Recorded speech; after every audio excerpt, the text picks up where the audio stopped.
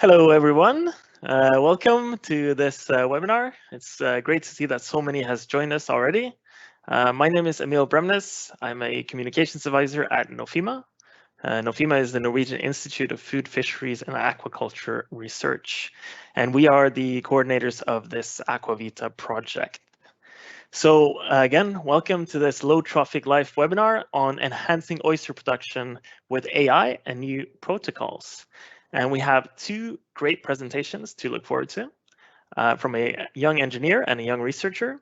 I'm just a host. I'm not an oyster expert or an expert in AI for that matter, but we have a few with us today. And one of them who's not holding a presentation, but who's going to give a quick introduction to the oyster case study is Åsa Strand. Åsa Strand, she's a senior researcher at IVL, which is the Swedish Environmental Research Institute.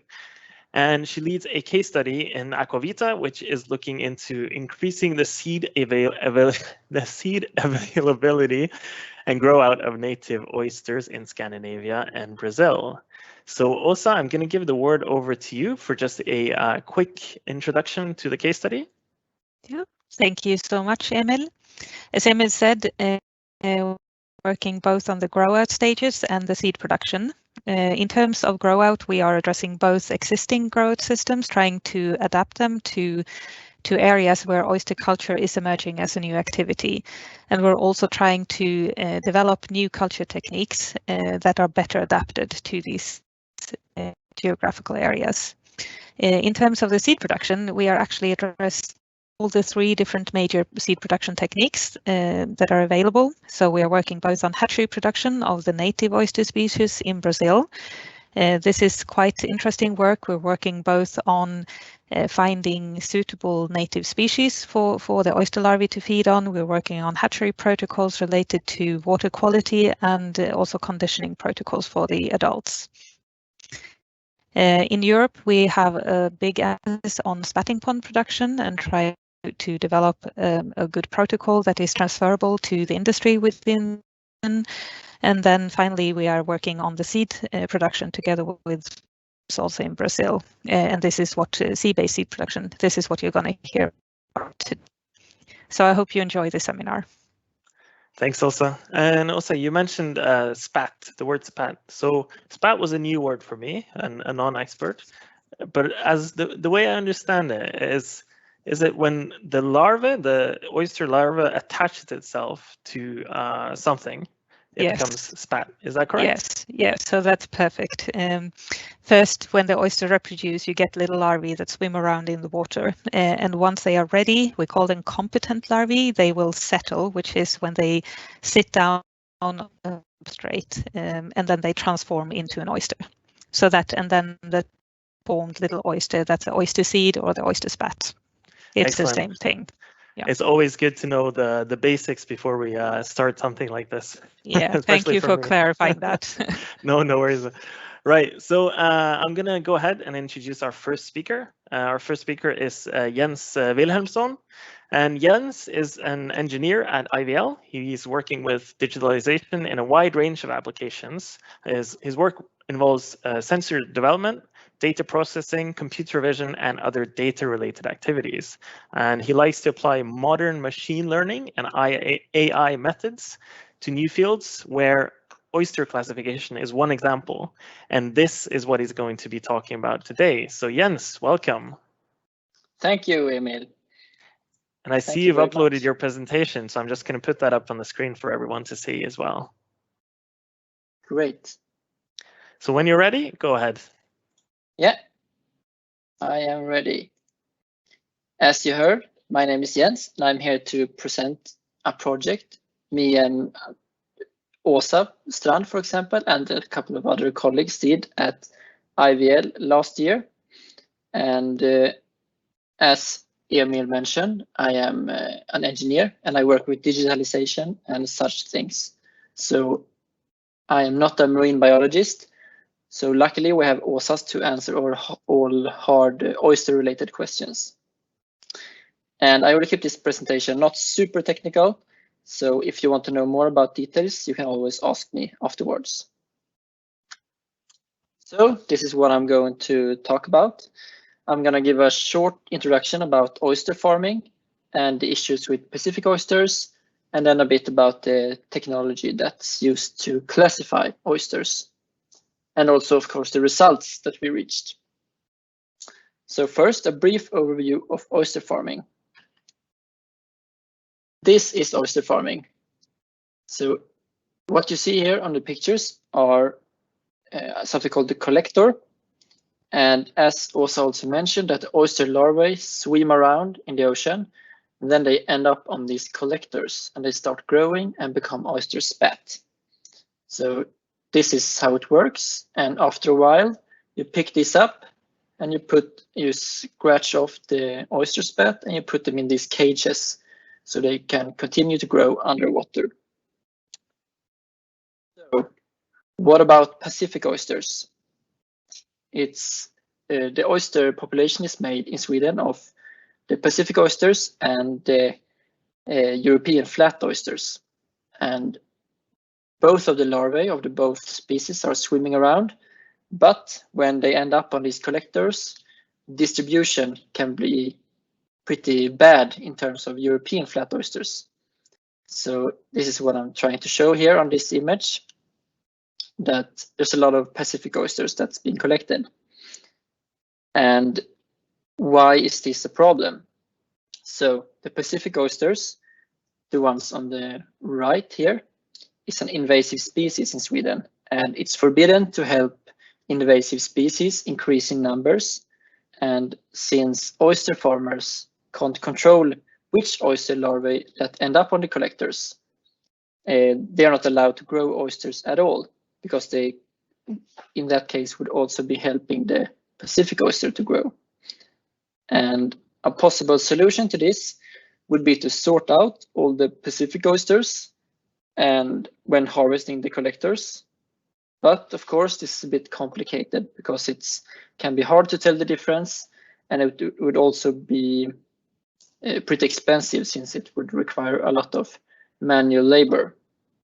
So what we want to do instead is to find a way to sort the oysters automatically. And the first step to sorting would be to classify.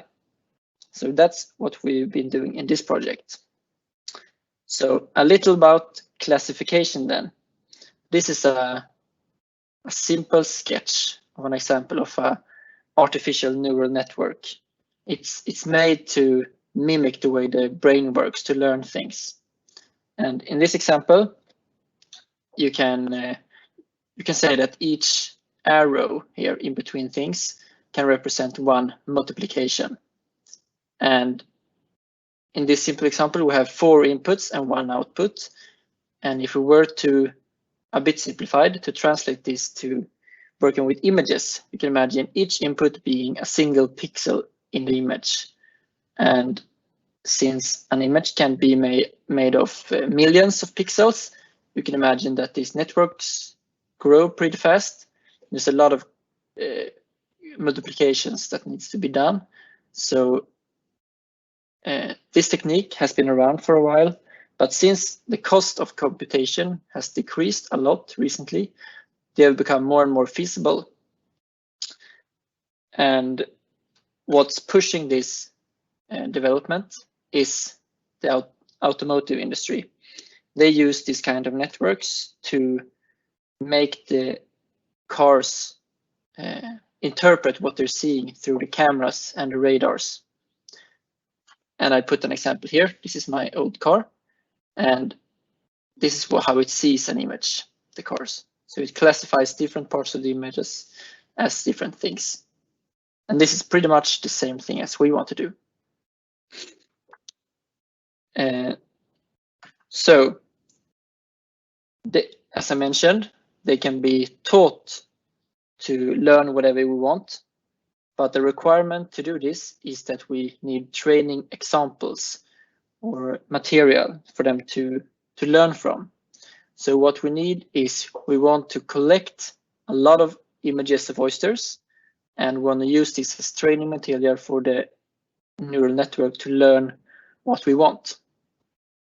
And an advantage of a neural network is that we don't have to understand exactly what it uses to identify these oysters as either Pacific or European flat oysters.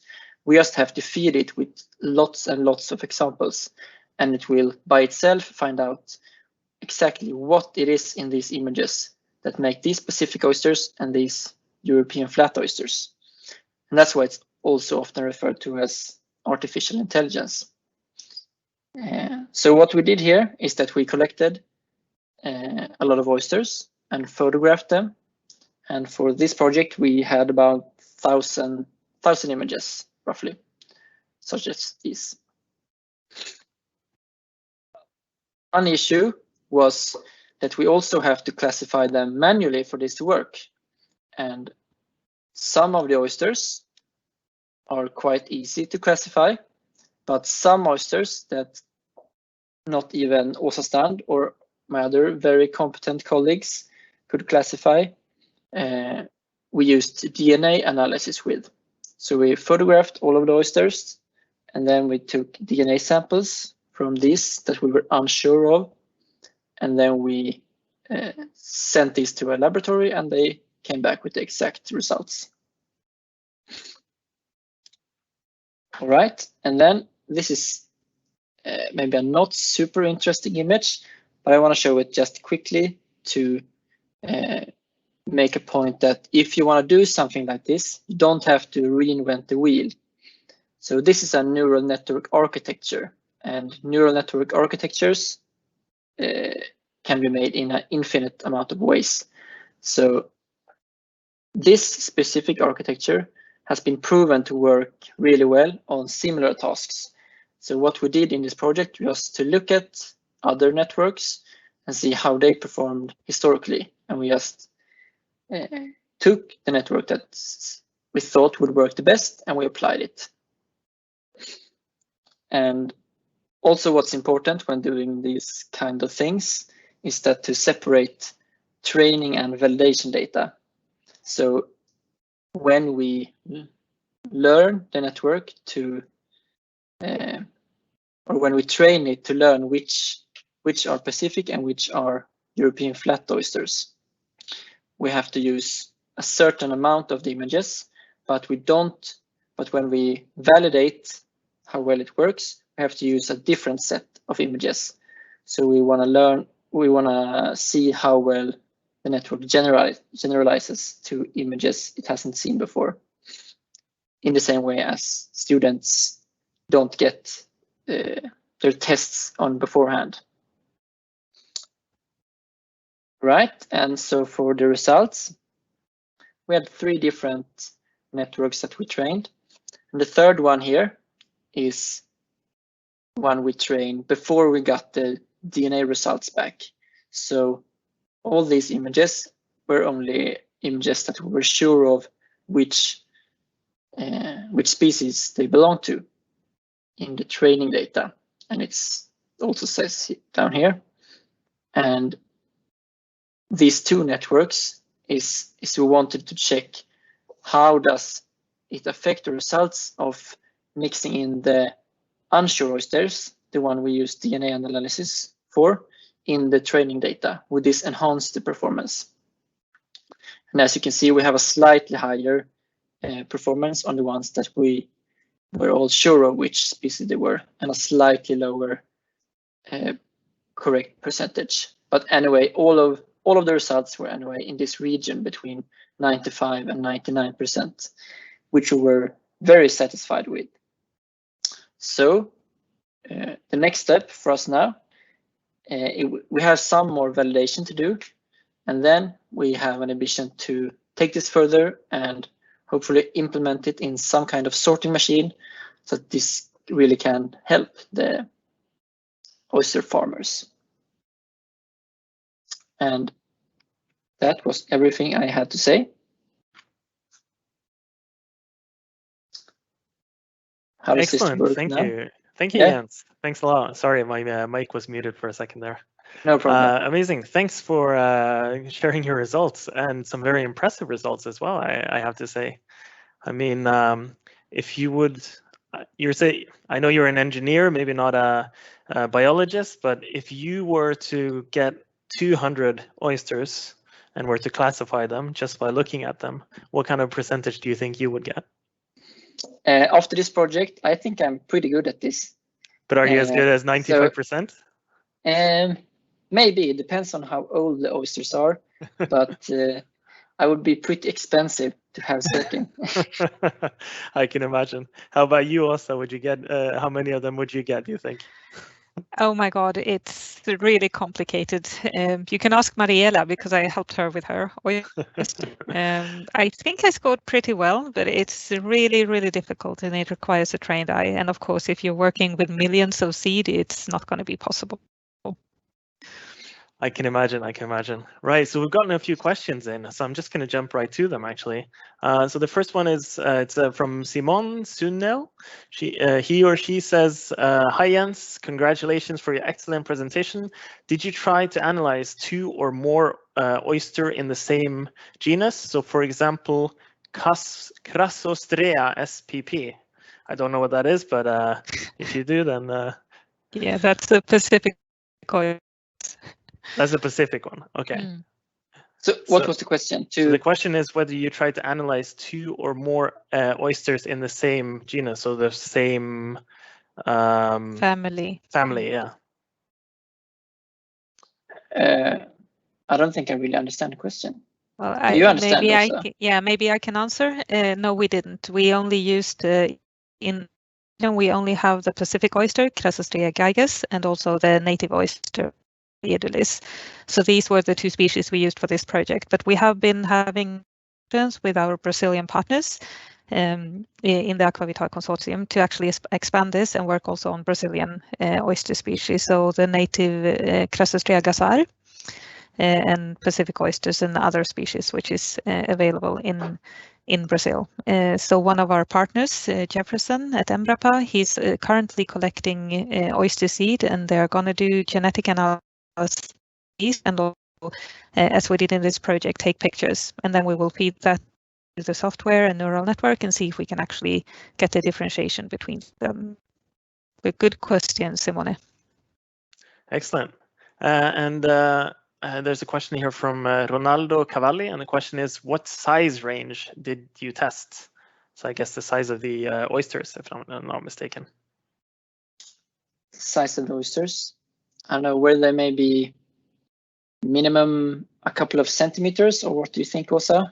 Yeah, they were between 3 and 5 centimeters, I would say. Yeah. All right, perfect. Right, so there's no more questions here now, but could I ask maybe, so Jens, for the future of the Swedish oyster production industry, like what kind of impact could a machine, for example, that could do this sort of work automatically and at an industry scale, what would that mean for the Swedish and other oyster producing nations, I guess? I guess that I think this is a burning topic for Åsa, but I give my view of it. I think it's first off, it's going to enable the oyster farmers to be active at all. But right now, there's no oyster farming at all in Sweden because of this invasive issue. So I think that would be going from 0 to something would be a very big step. Well, yeah, absolutely. And also, do you have anything to add to that, or do you agree with Jens? Yeah, maybe I could just modify Jens' statement slightly. We do actually have a little oyster farming, but this is localized to specific areas where you by chance will only get flat oyster seed. But for the rest of the industry, we're working with an industry group of 10 and 15 different partners who are just sort of waiting for us to solve problems so they can get started. But then I want also to raise the applicability to other geographical regions.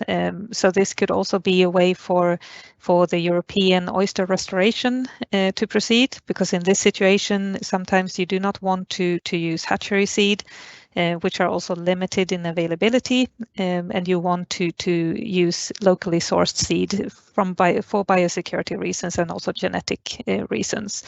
So this kind of technique could facilitate that kind of activity too. And as you heard with the related to Simone's question, this has a greater applicability to Brazil, for example.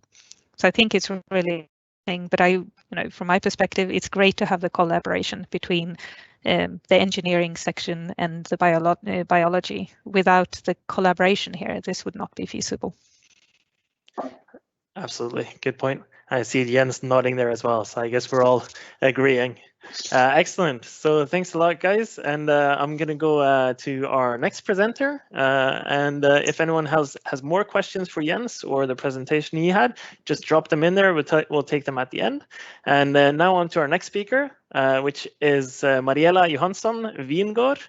So she is studying for a master's degree in marine sciences with emphasis on biology, and she's doing this at the University of Gothenburg. She is currently writing her thesis. Actually, if I'm not mistaken, she just handed in her thesis, which looks at how different depths, substrates, and distances to European flat oyster broodstock affects the settlement of the European flat oysters and the invasive Pacific oysters. So Mariella, if you're ready to go, welcome.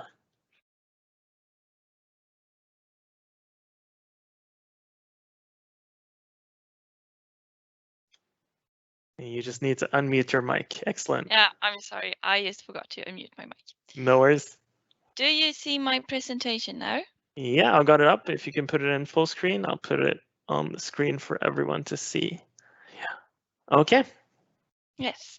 There's an issue that the bottom line of the desktop is showing, but you can try putting it in full screen again, and we'll see what happens.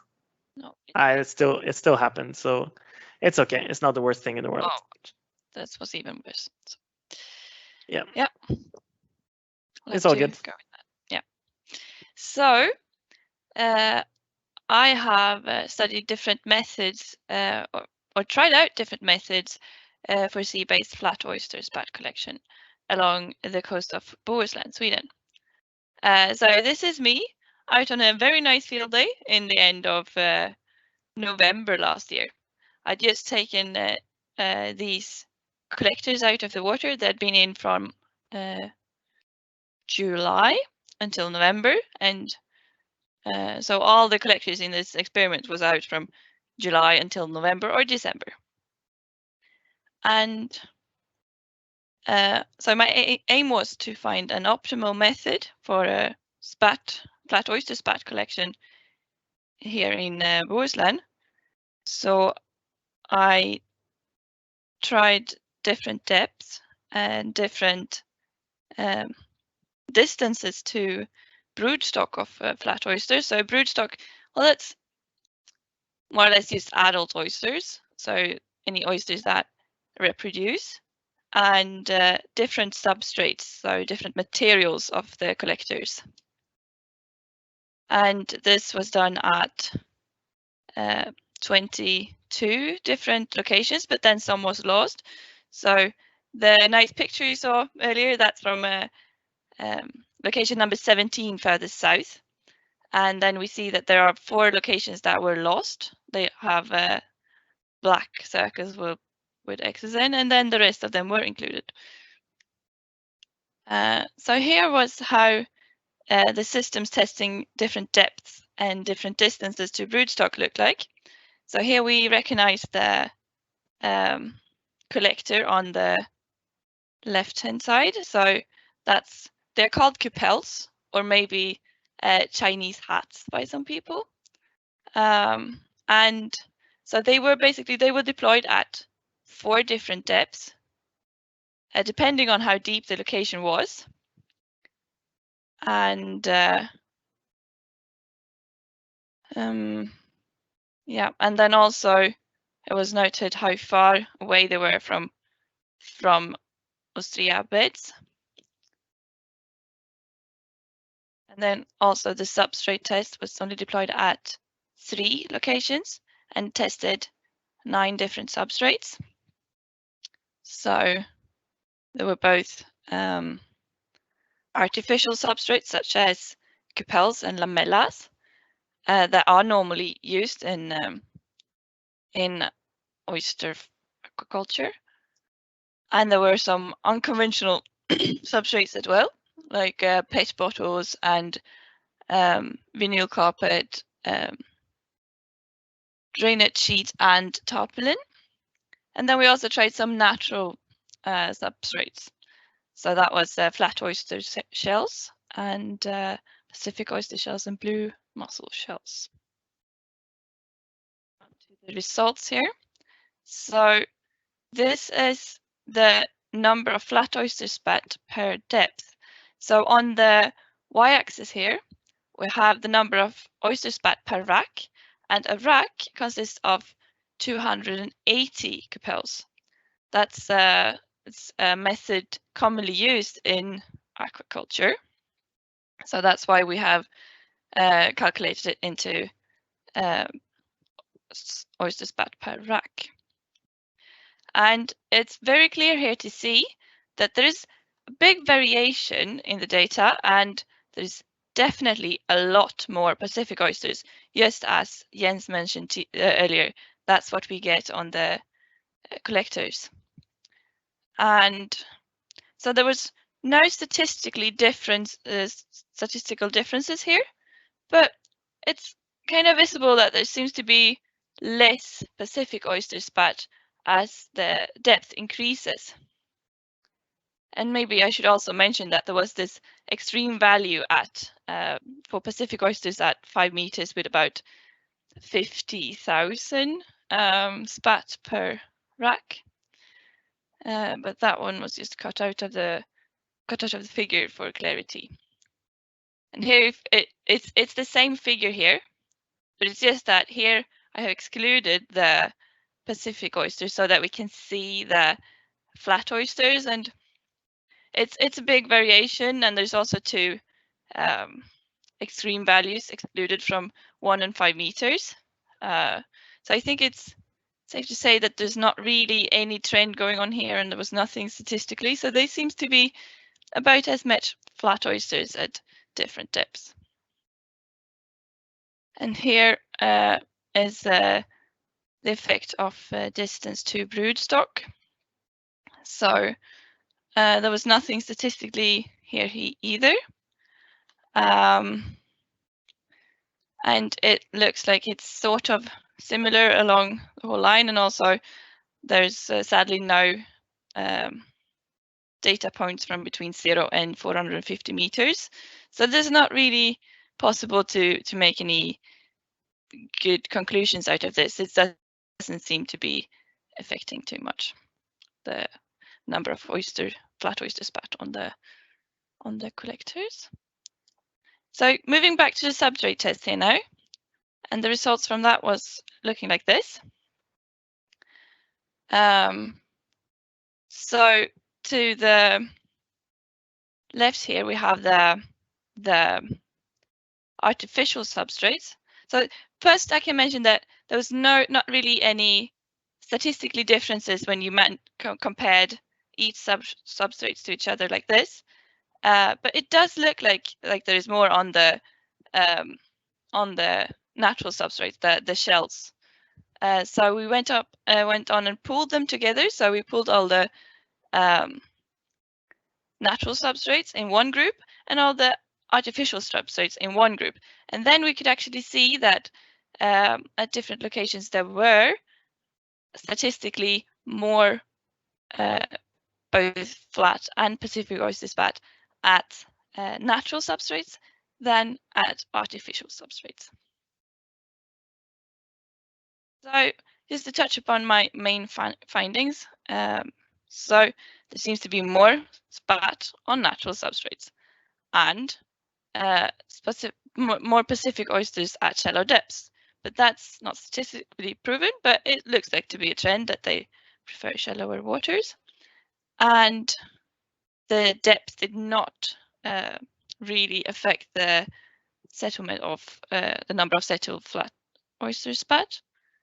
And the distance to flat oyster broodstock did not really affect the number of settled flat oyster spat either. So the take-home messages from this, or maybe stay-home messages if you happen to be working from home, is that one should consider using natural substrates if it's possible.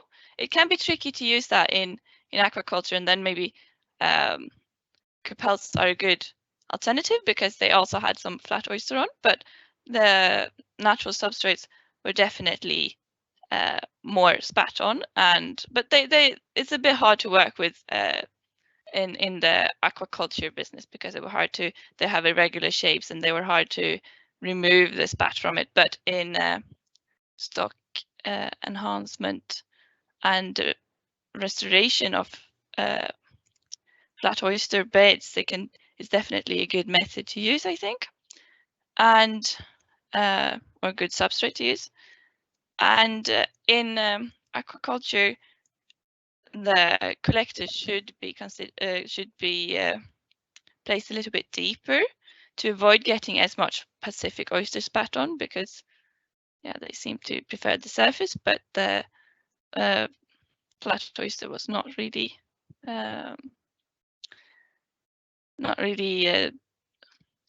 affected by it. And as far as these results show, it doesn't look like the distance to flat oyster broodstock mattered at all. So that's it. That's all I had for now. Thank you. Thanks, Mariella. Excellent presentation. Bravo. And as always, if you have questions, put them in the box on the right. None have come in so far, but I know that Åsa probably has a question right now at the top of her head that she's yearning to ask. So you're welcome, Åsa, of course. to the Thank podium. you.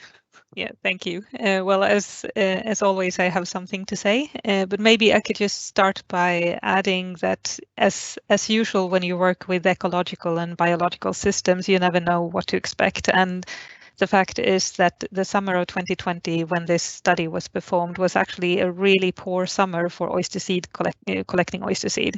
Obviously, the Pacific oysters did really well, but the flat oysters, we had poor recruitment along the entire coastline. So Mariella had a really tough job performing this study and getting some good data out of it. So I do think it may be relevant to actually repeat some of the perspectives that she was working on. Would you agree, Mariella? Yes, I do agree. And also, it would be interesting to see if if the pattern will be the same, even like a normal year, so to say, when these extreme weather situations with a really warm May and June, and then very cold and wet and windy July, and then a warm August again. So that's a very uncommon weather situation for summer. So it would be interesting to see if the patterns maybe be the same in a normal summer, even though maybe the numbers are more or less. It would, or if maybe we get some completely new results when it's a normal year. So maybe you could also mention the feedback you got from the oyster farmer group that we are working together with when you showed them these results. What do you mean? Okay, so I will do that. So they are really interested in this study. This study was actually based on their request to help them develop a protocol that could help them optimize the capture of oyster seeds. And I do think that you presented some valuable results. Go deeper, because then you will avoid the Pacific oysters. But the major take-home message for them, I think, during the meeting was that, okay, so we're going to focus on using the Capels, but the existing systems today is too complicated for us to use. They are too heavy. As Mariella described, you have these big structures with 280 discs on them. And when you put lime on the Capels, which you do to attract the oyster seed, they become really heavy and big to handle for one person in a boat. So these farmers actually requested that we started working also on developing protocols or prototypes for a modified version of collectors. So based on Mariella's study, we could actually identify that, okay, let's continue working on the Capels, but we need to modify the infrastructure available for the oyster industry partners. So I think this is a really valuable sort of outcome of Mariella's study. Very cool, very cool. Yeah, absolutely. So there's a question here now in the box that I'm going to go to, and it's from Simone. I don't know Simone, so yeah. It's a she. It's a she. Sorry, Yes. Simone. Simone is asking or saying congratulations for the presentation, and the question is for how long the collectors were installed before the collection season. So yeah, we deployed them in July in 2020, and they were recovered in November or December. So I think that would be 4 or 5 months. Excellent, thanks. And then from there's an anonymous user who asked, how did you count the spat?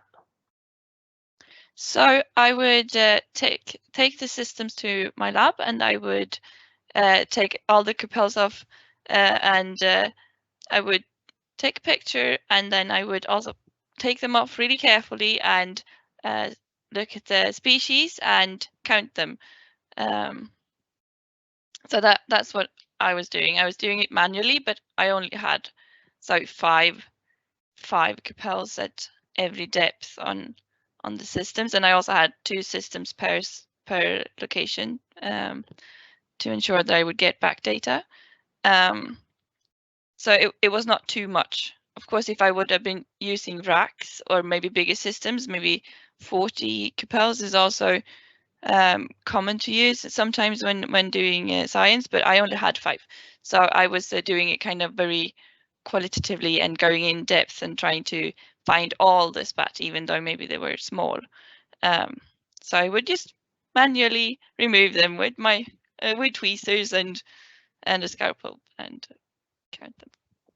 Excellent, thanks. And there's another question here that is the spat removal from the natural substrates easier than on artificial ones, or the other way around?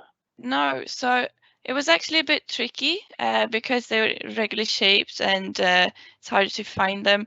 The easiest was probably, well, that was tarpaulin, but then it was too easy, so it was falling off, and we lost a lot of the fouling before we could even start working with it. So that wasn't really good. And well, the new carpet, yeah, that one, it did. It was nice to take off the fouling, but I don't think it had any spat on it, or almost no spat. And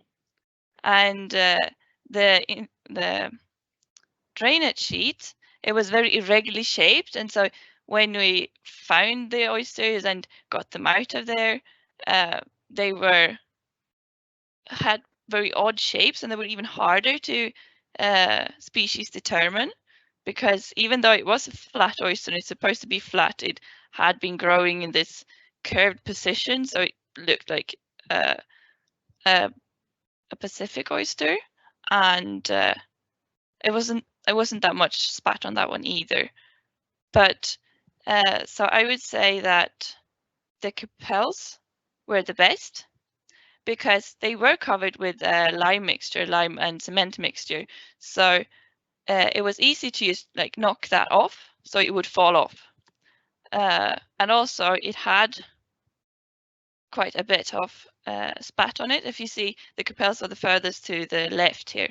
So there was both, so it was the most flat oyster spat of all the different artificial substrates here. And also quite a bit of Pacific oyster spat, but yeah, still flat oyster spat, and it was easier to handle than the other ones. And the shells. So the shells would be good in stock enhancement, and because then you can just gather a lot of shells and deploy them somewhere, and that will be a good substrate. And we can see here that that's actually the best substrate that I know of for getting a lot of spat. So for that, it's really good to see here that we should be using them, and also then we don't have to go back and remove the shells afterwards. They will just be implemented in nature. While if you would deploy something in plastic, you would have to go and manually take it back. You can't just leave it in the ocean. So that's really good results for that, and we also see that the cupels are good to continue working with in aquaculture. Excellent, thanks. And based on the feedback that Åsa mentioned earlier as well, I guess the future substrate to be used in, at least in Sweden, would be maybe a lighter version of the cupels then. Would that be accurate? Yeah, and also going back to what Jens said, that they are developing these harvesting machines, so then you can really much quicker harvest the spat from it. And if Jens' image analysis program could be implemented on this too, then no one would even have to really look at the oysters. They would just put the racks of cupels in the machine, and the machine would do all the sorting and the analysis of the species. So, and I think we could what is it called? Yeah, make this go automatically. Much better. Very true. Yeah, and there's a couple more questions that have come in as we've discussed. So one of them is, did you see a difference in growth between the different substrates if you looked at this at least? You mean the size of the? I imagine so. Yeah. No, I didn't really look at it, but I can't say that I noticed it either. So I didn't look at it. Fair enough. Yeah. And there's a question here from Mercedes. She's asking, so producers must go deeper then. Could you remind us how much deeper, and would that be feasible or complicated in terms of, for example, expenses and time for producers? And she also writes, great work and thanks. So my study, I wanted to go down to 15 meters, but we lost most of so we only had one location left at 15 meters. Sadly, we should have had 5. So then we could not analyze that, but we went down to 10 meters here, and we can see that there's already a big decrease down from 1 meter to 5 meters and 10 meters. So 10 meters is much less. So just if you go down a little bit below the surface, it will be good. But there's also variations between different locations here. So maybe you will have to try out for your location where you get the most of the different spat. Yeah, and I imagine if you lost 4 out of 5, then what's the potential that that an actual producer could lose as well? Yeah, but I think that us losing those were more related to the small scale we were doing. If you would do this large scale as a farmer, then you would have proper infrastructure to attach your collectors to. So maybe I should mention also that in our we deploy the collectors hanging from suspended structures from long line systems or smart farm systems, which is where you have a floating structure in the surface and then you hang things down from that. In Europe, you would place things, which is you have tidal areas, place things on big racks standing on the bottom. There's a bit difference in how you work on this, and also of course it's different. But I don't think there's going to be a big difference to have their cupels or the collectors in the surface waters compared to 10 meters. The only thing you have to do is just have a bit longer rope. So from an infrastructure perspective, that's not going to be a big challenge. Fair enough. Good answer. Well, I think we've covered all the questions that have come in, and we've reached our time limit of 45 minutes. So I just want to one last time say thanks so much to both Jens and to Mariela and to Åsa for joining us as well. Thanks so much for being here, and thanks for everyone for listening and asking questions. And I think this is going to be the last live session that we do before the summer of the Low Trophic Life series. But check out after the summer. If we come back with more webinars, I'm sure we will. And so until then, goodbye from us. Thank you. Thank you. Bye.